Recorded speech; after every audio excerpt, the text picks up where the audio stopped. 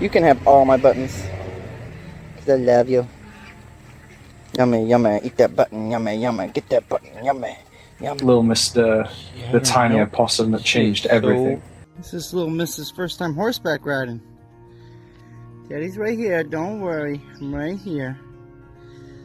Okay. This is the story of a man named Dylan Maris and a tiny opossum he lovingly called Lil Miss. It's a story about compassion, patience, and the unexpected bond that can grow between two completely different beings.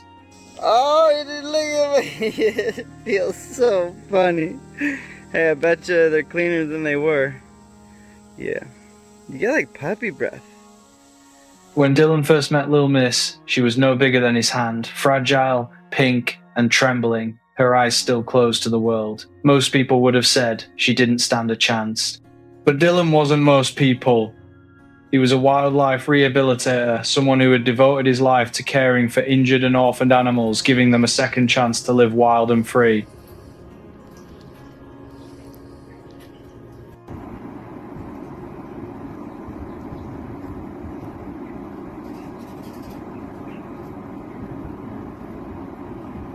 From the very beginning, Lil Miss demanded every bit of his time and care. Every 2 to 3 hours, day and night, he woke up to feed her, to make sure her incubator stayed warm enough, to weigh her tiny body after every meal. It was exhausting work, 5 weeks of sleepless nights, but Dylan didn't mind. If I make one mistake, he said softly, it could cost her life. That sense of responsibility soon turned into love. She's doing it. She's doing it, Mama. She is a big girl. She's such a big girl. Look at the little milk mustache. It's the first time she's ever done it by herself. And then something remarkable happened. Lil Miss began to recognize her name. Every time Dylan called out Lil Miss, she came running, her bright eyes filled with trust. Dylan often laughed that opossums are smarter than people think, smarter than my dog and my cat combined, he used to say, and Lil Miss was proof of that. Just a typical morning.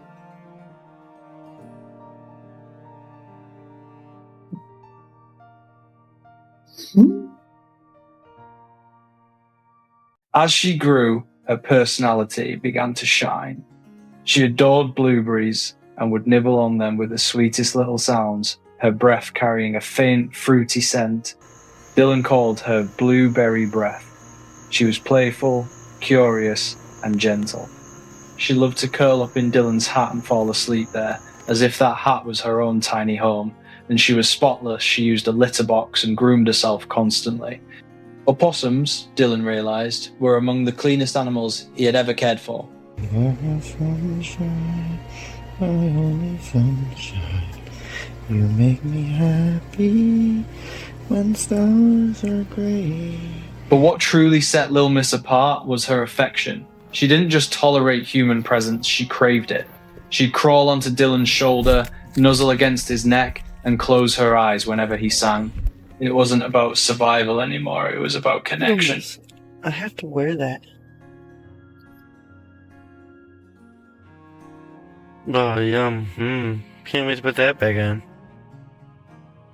Still, Dylan knew that one day he would have to let her go. Rehabilitators are taught to prepare animals for freedom, not to keep them. When the day finally came, he opened the door and let her run into the woods. She disappeared quickly, her little body blending with the trees, and Dylan stood there in silence, feeling a strange emptiness in his chest.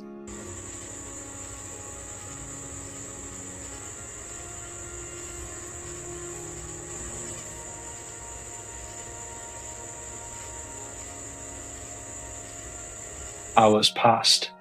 The sun went down, and the night grew quiet. 9 hours later, Dylan stepped outside one more time and whispered, "Lil Miss." Out of the shadows came a rustle. Then suddenly, she was there. She climbed straight up his leg, onto his shoulder, and pressed her tiny face against his cheek. She had come back. My bad, my bad.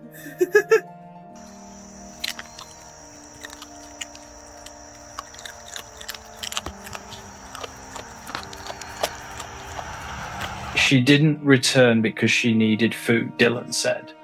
She came back because she loved me. It was one of the most emotional moments of his life, like watching a child leave home and then choose to return just to say, I love you. Alright, so we're foraging. I found a dead lizard. Bonnet? Oh, yuck, on top of my hat. Don't get any grossness on my head. He tried to release her again and again, but each time she found her way back. Eventually, Dylan accepted that their bond was something rare and beautiful, something he didn't want to break. Yeah. Yeah.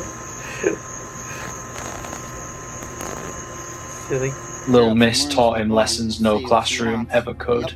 She showed him that love doesn't have to look the way we expect it to, and that compassion can exist between any two living beings, no matter how different they are. Through her, he also helped the world see opossums differently. People who once feared or ignored them began rescuing them, learning from her story that these animals are intelligent, gentle, and incredibly clean. You do chew it. Barely.